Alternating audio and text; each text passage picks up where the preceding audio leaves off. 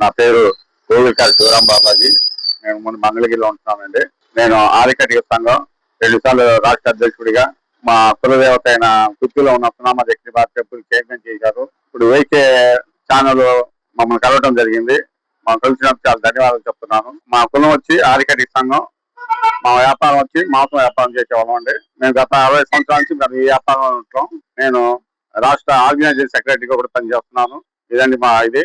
ఇప్పుడు బీసీ కులాల్లో వచ్చేటప్పటికి పద్మశాలీలు ఉన్నారండి. మా వ్యాపారానికి వెన్నుముకగా నిలిచింది వాళ్ళే పద్మశాలీలు. ఈ రోజు మేము స్థాయిలో ఉన్నామంటే బీసీ కులాల్లో పద్మశాలీలు ప్రముఖ పాత్ర వహించి మమ్మల్ని చాలా తోడ్పాటు అందించారు వాళ్ళు. నెక్స్ట్ కుమ్మరి గాని, వడ్రంగి వాళ్ళు కానీ ఇదంతా కూడా వాళ్ళ వృత్తుల్లో వాళ్ళు కూడా మాకు సహాయం చేసిన వాళ్ళే కానీ చేసిన వాళ్ళు ఎవరు లేరు.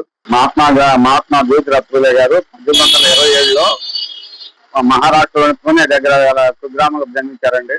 ఆయన ఆ రోజుల్లోనే బీసీ కులాలందరినీ ఇచ్చేసుకొని చదివించడం కోసం స్కూళ్ళు కానీ బడులు కానీ ఇవన్నీ నిర్మించి దానికి చాలా తోడ్పాటు అందించారు.